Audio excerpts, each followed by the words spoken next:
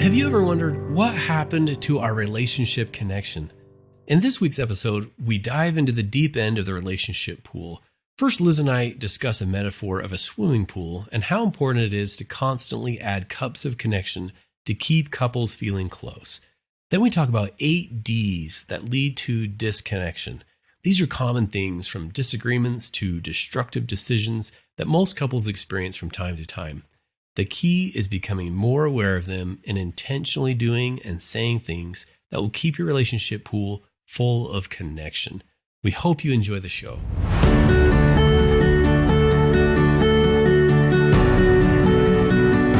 Hey, welcome friends to another episode of the Stronger Marriage Connection podcast. I'm Dr. Dave here at USU alongside Dr. Liz Hale, a clinical psychologist. And we are bringing you the best resources, the best research, the tips and tools to help you have the marriage of your dreams. All right, now today, Dr. Liz and I, we're going to discuss some common things that happen in marriage that cause couples to drift apart. Here at the Stronger Marriage Connection, we often talk about things that can connect us. Today, we're going to talk about some things that can often disconnect us and hopefully throw in a few things that strengthen that connection. But I want to set some things up right from the start by saying that most of what we're going to be talking about today is completely normal, that all couples will experience these things that cause disconnection, whether it's subconsciously or consciously. The key is to be more aware of them and then counter them with more connection. So we hope this discussion, right, Liz, doesn't cause this shame and this guilt and like, oh man, that's me and I need to work better on this. But we hope it raises a bit of awareness and maybe some things that we can do a little bit better, that we can tweak and pay more attention to the connection and strengthen our relationships. So, Liz, what do you think about this topic today? In marriage therapy, Dave, I do a fair amount of normalizing because for whatever reason, we all feel like nobody else struggles the way we do or the way I do. That's right? And it's interesting how much energy I spend like, oh yeah, completely normal. Oh, I've been there. Let me tell you my story.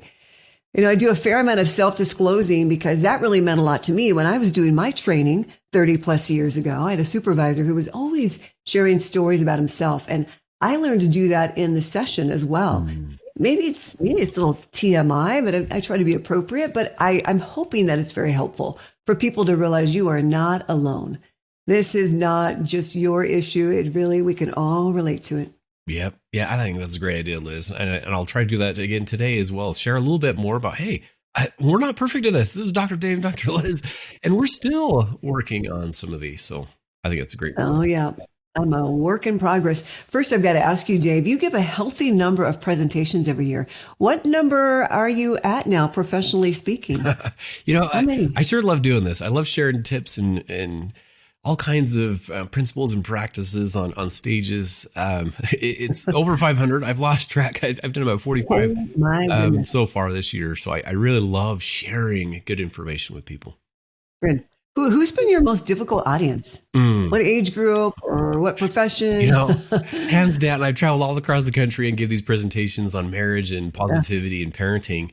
But the most difficult audience it's got to be the teenagers. It's the high schools, the middle school assemblies and the high schools.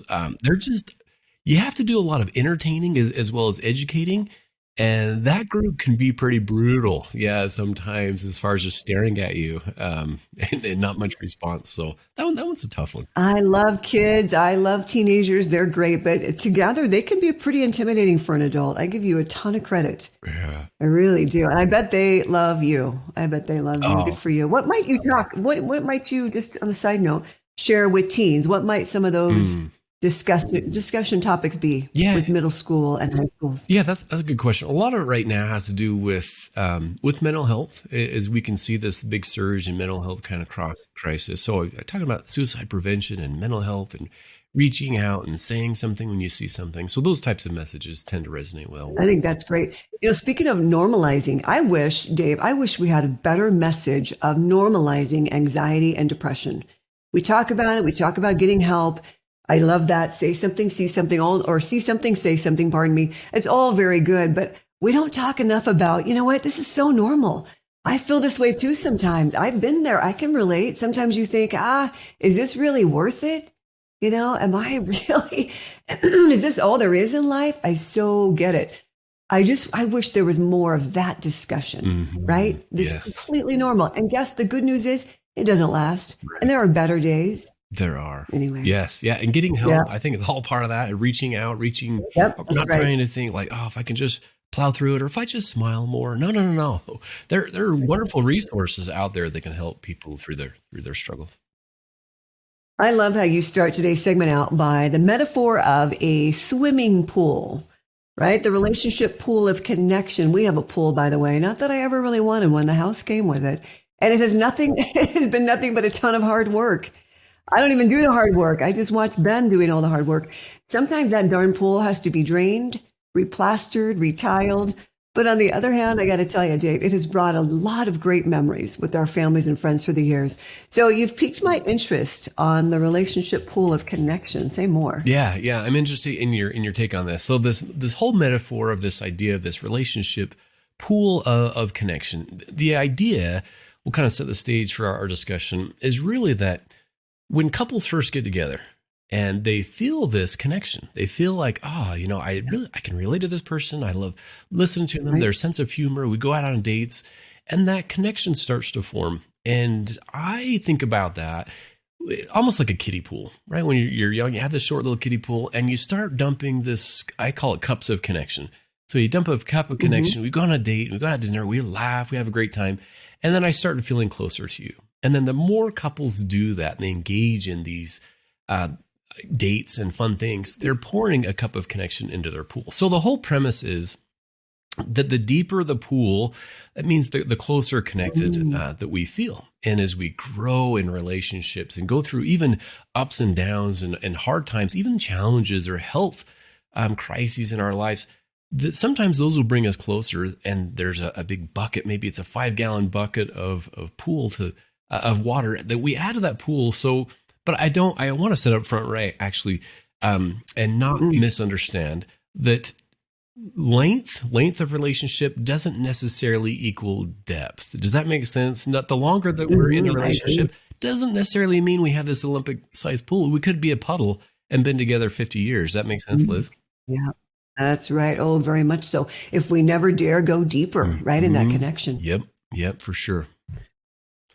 As we stay with this metaphor, this relationship pool of connection, like I've said, like relationships, all pools need maintenance. A lot of things can go wrong.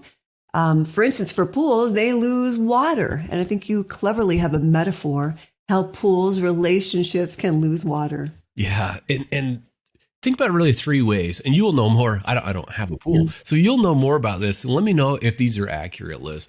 At least 3 ways the pools lose water and the relationships kind of lose that connection as we stick with that metaphor. And the first one is evaporation. So over time, I assume, Liz, it's a hot summer, let's say, and you don't add any water to the pool, not doing anything. There's going to be it's slow, but that pool will slowly go down. Is that right? In your own swimming pool? Yeah, absolutely. Yep. Sometimes it's evaporation. Sometimes you have a leak. Yeah, that's but right. you definitely have to keep refilling that pool. Yeah, and that's exactly it with going out on dates and keeping that really intentionality. We're going to work on the relationship. We need to intentionally add cups of connection to stay closer together. So I like to call this relation dehydration. For instance, if we're not continuing to do those little things, maybe we're texting, maybe we're planning ahead or have something that we need. We're going to go out on a vacation or we're doing something fun and enjoyable. If we're not doing those things, then we're going to slowly lose that connection. So that's the first one, is evaporation. The second way that pools lose water is through splashing or from dipping. We're dipping it out, we're splashing it out. I envision this cannonball that we launch. And this is analogous to sometimes some mean things that we say or do in our relationships that we don't feel close again. And we'll discuss some of these with these D's. But that's the second one with splashing. It's a cannonball competition sometimes. Yeah, that's right. And all the water goes, and then our pool goes down a little bit after all the craziness that happens.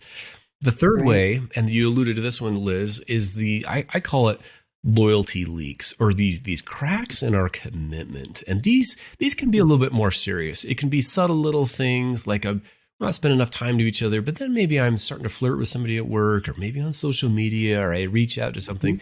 But those can be a little bit more serious. And often, like in real pools, like you mentioned, we may have to drain the pool and get a professional to come in, and maybe we go to a counselor, but we get someone that puts that plaster on that really helps us. Then we can start to add those cups of connection. Maybe we've been burned, maybe there's been an affair or something, and we have to build that connection again. So those are the primary three ways that relationships lose that water. Pools are expensive. Marriage and even marriage therapy can be expensive. But let me tell you, what's really expensive is divorce. Yes. Right? Emotionally expensive, financially expensive, spiritually expensive. It takes a toll. Does it mean we should never have divorce? Of course not. Right. That would be unethical of me to say. Yep. But could we eliminate it, or not eliminate it, but could we diminish it? That would be my goal in life. That is my greatest life mission, is to diminish divorce. Yes. We'll be right back after this brief message.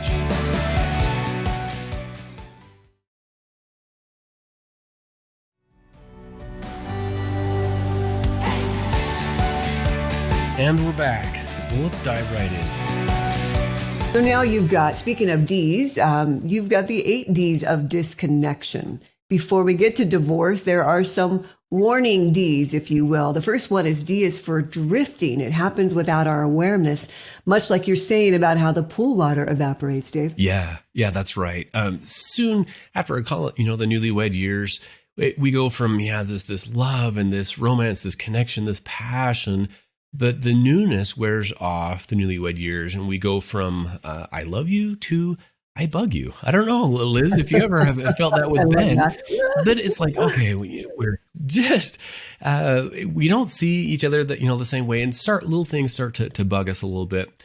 And you've heard me say before, and I've said on our show, that lack of attention leads to loss of connection, and that leads to affection deprivation. And that's what essentially is happening here. Life happens, but dates don't. And so many of us don't intentionally to drift apart, right? We love our partner and we're committed, but just life gets kind of crazy. We don't realize it. Just like evaporation in the pool, we don't even really know that we are drifting apart. So we have to pause. Again, this happens to all of us, and it's just a way, are we drifting? Or one time my wife just said in the car, what are we doing for us today? I love that question, because it keeps us from drifting apart. That's self-care, that couple care. I really love this. And D really is for dates, like you say, dates on the calendar for going out or staying in with a special evening planned. Dates on the calendar, even for physical intimacy. Yes. Dave, some couples really fight me on that. But I tell you, if we don't plan for it, if we don't put in the effort to secure time for it, it doesn't happen. Yep, that's right. So I'm a big one for dates. I am too. Next one is darts and daggers. Boy, that just says it all, doesn't it? Yeah, you know what? Sometimes it may feel like a dart, and sometimes it feels like this dagger. We're all going to say things. We're going to have rough days. We're going to be stressed out. We're going to get impatient, and we're all going to say things. We're going to say things that are hurtful, that are mean. Sometimes it's a little bit more mean and cutting, as you if you think about that metaphor, than others. I like to say, Liz, that reactions wreck relationships. And this includes things, and you're familiar with Gottman, about criticism and contempt and sarcasm and just kind of that sneering or rolling the eyes, or it could even be like, oh, why did you stop at this gas station? Or why did you go this way or that way?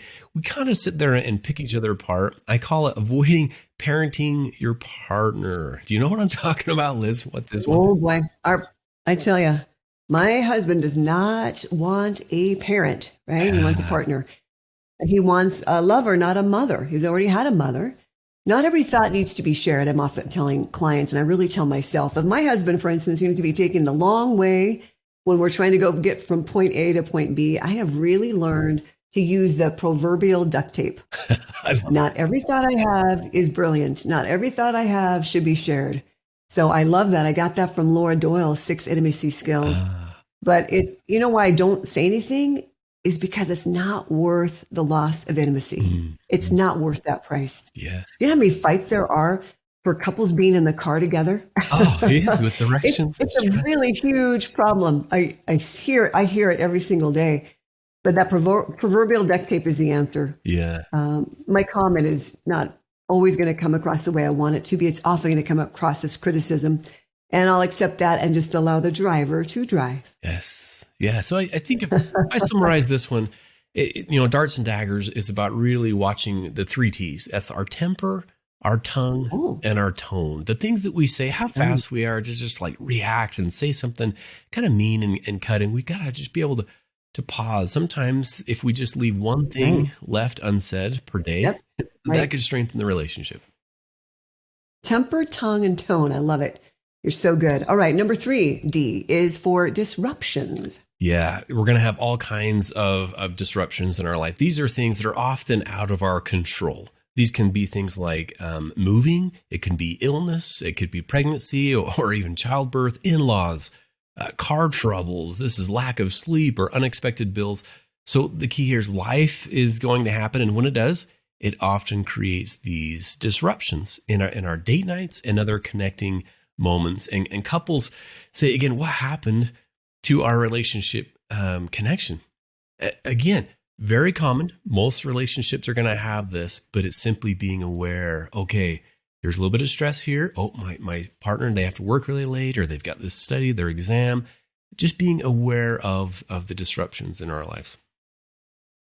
Some of the professionals we've had on have echoed the same feeling you and I have, that we really have to prepare for some de-stressing, because stress happens, right? We don't want a life without it, because we need a fair amount of stress. It just is. So we've got to make peace with it. So stress management, de-stressing as a couple is really huge. I think this is why also, Dave, deposits in the emotional bank account are key. It helps provide us with a little bit of reserve when we are stressed beyond our limits and life gets the best of us. So making those deposits. Yeah, I love that. Liz, let me add on to that deposit, because that, in my mind, that those deposits are those cups of connection to that pool. And I just thought, even while we're talking here, that the depth of our pool, when you throw like a rock into a pool, it's not going to splash as much water out or make a big splash. If we have a really deep pool, then there's going to be some hurtful things, maybe once in a while, that will come. But if our pool is like a little puddle and that's the only connection, and we keep throwing rocks into that, there's not going to be much left. But if we have a really deep pool that we can say, hey, I know this person didn't mean that, and we have years of connection, and I can see past that little hurtful thing. Giving the benefit of the doubt. Isn't that just like the best gift in the world? To me, it is anyway. Absolutely. All right. 4D is distance. Yeah. Take it away. Yeah. This distance, physical distance, can lead to emotional distance. How we know from the research that the occasional distance, like my wife will go on maybe a girls' trip or girls' night out and go eat. And that can actually strengthen, I'll go speak, for example, and then that kind of that distance, what's the saying? That fondness, it makes the distance. Heart grow fonder. That's what I'm looking for. Yeah, that's what I'm looking for. I will feel this greater love for my wife when I'm out and I'm in a hotel in Baton Rouge, right? And I'm speaking and I think, man, I love my wife so much. So that's not the distance that I'm talking about. That distance can be really helpful, but I'm talking about excessive, travel for work or for school, or long hours studying, even hunting trips, or one spouse travels with a child, for their sports events, those kinds of things. So it's when our schedules don't line up well, and this distance starts to cause disconnection. And then the big word here is the resentment. I start to feel a little bit resentful because we don't see each other and we're not adding cups of connection to our pool. Yeah, that's so true. When I think of distance, I do think of the literal distance for starters, right? Bless the hearts of our military families, those dedicated marriages and families where deployments are 6 and 12 months. And I know that's part of the expected sacrifice. And I'm impressed with the military marriage support that they offer these dedicated couples. But I realize the danger of distance is what you talked about. It's really kind of the decisions we make, right? We make decisions day in and day out that will either bless us, help us, or harm us in our marriages. And we're all responsible for them. I think together as a couple, we have to really decide, who are we and what's worth the sacrifice and what isn't? What is too great of a price to pay. So decide together what's right for you as a couple and a family and stay disciplined, dedicated to that. I think discipline is really key when it comes to marriage. Yeah. Another D word. Yeah. I love it. Yep. Yep. And then, so fifth, we have destructive decisions, Dave. Yeah. As you beautifully say, warn us against. Yeah. Number 5, destructive decisions.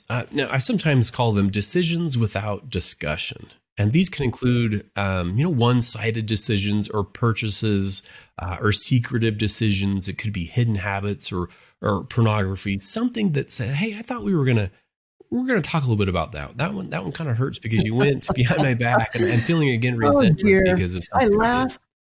I laugh because I've heard that. I thought we were going to talk about this, Liz. I thought we had an agreement that we were going to talk if we bought anything over $100 together. That's right. Yep. I think you've been in my home. Yeah. One of those is our dog. I know, Liz, I don't know if you've seen this with clients, but we actually, so Max, and Max is sitting down here next to me. Hopefully he's quiet.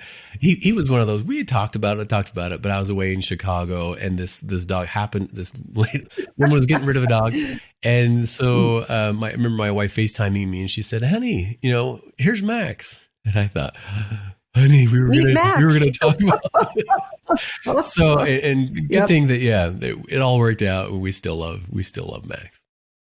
That is so good. It's funny you should say that because, D is for dog. Yeah. When it comes to marriage therapy, I can't tell you how many times I've heard this very scenario. And the couple, the partner rather, you in this particular case, was not quite so forgiving. It really it can make a big deal. I didn't want the darn dog. Mm-hmm. And then off we are going to the races. And sometimes that creates a foundation for all kinds of resentment and betrayals. A pet, a child, of course, deserves to be wanted by all family members. So I would actually say that some of these decisions, if we're not on the same page, the answer is no, right? The no's kind of have it. Mm-hmm. So take your time to really ferret out those discussions. And I'm all about everybody saying what their preference is, right? Mm. Expressing their desires. Yeah. I think that's lovely. I can have my say, but just not always my way. And that's part of agreeing to be in a marriage, part of agreeing to be a family member. Yeah. We can speak up, but we just can't always get our way. Oh, I'm glad it's worked out for Max. He's landed in a good home. Yeah, that's right. It could have gone the other way. Yeah. That's right. Sometimes we have to delay those desires, but in this case, I'm so glad it worked out. Yeah. Your next D, your number 6D is for disagreement and defensiveness. Yeah. Yeah, I see that a lot. Yeah. Mm-hmm. Again, common. I don't want people to be walking away like, man, I'm doing all of these. It's going to be common, but think about the patterns. Am I stuck in this defensiveness and these disagreements? It can overlap a little bit with some of the darts and daggers if we let it, if we start to disagree and then we start doing that meanness. So we're going to sometimes do things and we're going to have these disagreements and say and do things that we're going to regret. But we have to remember, and I try to remind our children of this every day when we walk out the door. It's people. People are more important than problems. And they're like, oh, okay, Dad, you told us that. And so that means that they're remembering that. But we're on the same team. Really we're on the same team. And I remember a professor once saying this. He said, conflict only happens because we care. If you didn't care, there wouldn't be a disagreement or this defensiveness. So we have to remember that we both care about something. And we have to remember this. Wally Goddard, a great guest, we'll have to have him on. He once said, irritation is an invitation for compassion. So when we get easily irritated, whether it's our spouses, they're driving, their little habits that they do, or they're not putting away the dishes, irritation is an invitation for compassion. We're going to have disagreements, but it's how we disagree, right, Liz? There is no other way, right? And I often say no pain, no gain. It's not just for diet and exercise. It's for relationships. Yeah. And putting people over problems. I really love that. Defensiveness is one of those 4 horsemen of the apocalypse. You're right, as Dr. John Gottman has discovered. And I find that pretty much anything you could accuse me of, Dave, if I look closely enough, I'll find it. Mm-hmm. I'll find it. If you were my partner and say, wow, you're a little short. Oh, you're right, I am. I can discover where you're speaking truths to me if I really look closely enough. And it's better just to take responsibility and to say, you're right. I've noticed that myself. Thanks for pointing that out. I appreciate you bringing it up. I'm really going to work on it. Yes. So be willing to discover. But I know how maddening it is to feel like you're being accused of something that you purposely didn't do. Yeah. But it's the perspectives, right, of the other party. It's their perspective. We all see life through our own lens. I'm not going to argue with my husband's perspective. That's kind of silly. That's wasted air. Yes. Yes. So you're working with your partner's perspective. Yeah, I love it. It's about understanding. Really, even if you don't agree, Yep. it's about trying to understand, truly understand their perspective and their position or their preference or whatever it is that you're really gridlocked about. Aim for understanding, and then getting our hearts right, and then we can tackle solutions. Yeah, I love how you say that, getting your hearts right. So the seventh D of disconnection is the daily hassles. Yeah. Okay. Yeah. Yeah. This disconnection again happens to all of us. We get busy, Yep. and all this tends to happen. It adds to the messiness of life, and life is going to be unpredictable. And other times life is predictable, Liz, and that is the problem. And I pick up this child at this time and go into sports or this practice, and then I need an egg because I'm making these cookies because I'm volunteering for PT. It's just this busyness, and busyness can be good. But if your spouse just gets the leftovers at the end of the day, then perhaps we need to kind of rethink and come back and say, okay, my spouse is getting the leftovers, and what can I do to not be so busy? And then I'm so tired at night, and then it's like, oh, good night. Oh yeah, here's your kiss, good night, and then I'm gone. Yeah, we got to get a little bit better at that. Yeah, well said. I think you were talking about, we have all these promises we made, right? With, we made a promise to bake cookies for the piano recital, and things just felt overwhelming. And I just wish and hope that we can hit delete a little bit more often. What can I get off my list, right? What can be replaced? Where can I hit the delete? What is just all not that important? Yes. Again, as you say, putting people over problems. Yep. Yep. And then the last D for these disconnects is the digital distractions. This is huge in our day and age. Yeah, this one has. This D has really crept up, in the last, decade or two with these digital distractions. And we've had Brandon McDaniel on before, and he was amazing and talked about technoference and fubbing and those types of things. But it really is. The digital distractions can create, again, more resentment. It can create some frustration, some stress. Sometimes it will be just silent, right? It kind of silently, I'm a little bit irritated. I wish they'd get off their phone or quit bringing it, to bed or checking it, for an hour in the morning. But then over time, that can create this resentment, which then leads to, not adding the cups of connection into the pool. I'm not feeling as close. From my own research, Liz, I found that 55% say that their partner is on their phone too much, and 45% say technology is a big problem in their marriage. And so whether it's video games, it's texting, it's having phones at the table, which I'm not a big fan of, get them out of the beds and get them out of tables. Those are places for connection. So digital distractions can be harmful. Yeah. I love leaving my phone behind. Ben doesn't like me to, because when we go somewhere, like we'll separate a little bit, right? Like at Costco or Sam's Club or in the mall. And he likes to be able to reach me, but I so love to leave my phone behind. I don't know if you've seen these two fathers who created a device recently. It's called Arrow, ARO. And it's a box. It's a box for their phone.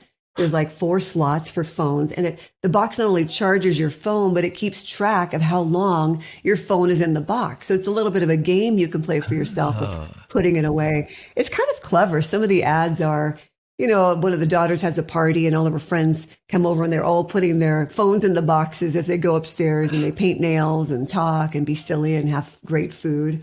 Kind of like it should be, right? Yeah. So really clever to see if that takes off. Would you ever be interested in a device like that called the Arrow, or any kind of way? I'm just open for devising any kind of plan that limits that social media and gets us to our faces and not our phones. Oh, I love that. Our faces, not our phones. We do need to kind of get back to more of that face-to-face connection. So anything that can kind of intentionally, purposefully, whether it's a box or putting things down, or at nighttime, we keep phones here or plugged in. Again, if we'll just kind of drift and we won't even think about it because it becomes such a habit, whether it's teenagers, they come in the door, hey guys, put your phones here, if that works. because we want more interaction. That's where the connection and the real magic happens, is not on our phones. It's what happens in those little micro moments of connection. Beautiful. Wow. It's all about relationships, isn't it? It is. Yeah. Well, we discussed all kinds of these D's of disconnection today that happen in our relationship. Maybe in a future episode, Liz, we'll talk more about concrete ideas, just a ton of ideas to strengthen the connection, because these are common ways that we disconnect, that we lose water from our relationship pool. But I think having an episode that's just dedicated to the cups of connection, giving couples, okay, this is how we are disconnected, but man, give us more ideas of how to stay connected. So maybe we'll tackle that in a future episode. I appreciate that. And I really did want to thank you for the 8 Ds of drifting, darts and daggers, disruptions, distance, destructive decisions, disagreements. There we go, right? Defensiveness, the dailies, and the digital distraction. Those are all great reminders, Dr. Dave. It's been a pleasure. Yeah. Yeah. What do you think, Liz, as far as a takeaway? We do these takeaways of the day. Anything that stands out or anything that you hope the listeners will remember? I'm certainly going to take away putting people over problems. I think that's such a great term that you teach your kids as they walk out the door every morning. Yeah, it is. Yeah, it's remember, kids. People, and they're like, Dad, I know people are more important than problems, and that's when I know that it resonates and they've remembered that. Yeah, thinking in. Yeah, good for you. What about you? What's your takeaway? Yeah, I think as I think back on some of these, I think if there's anything, and it maybe not be one of these 8 Ds, but I hope the listeners will go back through it, and maybe there's one or two that says, I need to maybe work on it a little bit. I need to be more intentional instead of automatic, whether that's, no scroll till noon, or whether they have something they're going to intentionally do to stay connected, and then be mindfully aware, like, oh man, we're in this silly disagreement, or I guess I shouldn't parent my partner right now. That's not bringing us closer. And so really my takeaway of the day is think about your own relationship and then pause, kind of hit pause for a minute and reflect, and don't go automatic, but be mindfully aware of the little things that you're doing, perhaps that are taking away from that connection, and then mindfully aware, apply some little things that will bring you closer. Beautiful. Well, it's just been so fun. I can just see you up there giving a presentation on this. Thank you for bringing it today to Stronger Marriage Connection. Yes. Well, thanks, Liz. And thanks to our listeners. We're so grateful to have you on here listening to Stronger Marriage Connection. We hope the tips and the tools, these resources and the research are helpful for you in your relationship, and it will ultimately help you have a stronger marriage connection. So that's all for now, my friends. We hope you'll join us next time on the Stronger Marriage Connection podcast. See you next time. Bye-bye. Thanks for joining us today. Hey, do us a favor and take a few minutes to subscribe to our podcast and the Utah Marriage Commission YouTube channel, where you can watch this and every episode of the show. When you hit the like button and leave a comment, your feedback helps us improve the show. And don't forget to share this episode with a friend. You can also follow and connect with us on Instagram at Stronger Marriage Life and on Facebook at Stronger Marriage. Be sure to share with us what topics you want us to explore or what you loved about today's episode. If you want even more resources to improve your relationship connection, visit our website at strongermarriage.org, where you'll find free workshops, webinars, relationship surveys, and more. Each episode of Stronger Marriage Connection is hosted and sponsored by the Utah Marriage Commission at Utah State University. Finally, a big thanks to our producers, Rex Polanis, Kirsten Wilson, and the team at Utah State University, and you, our audience. You make this show possible.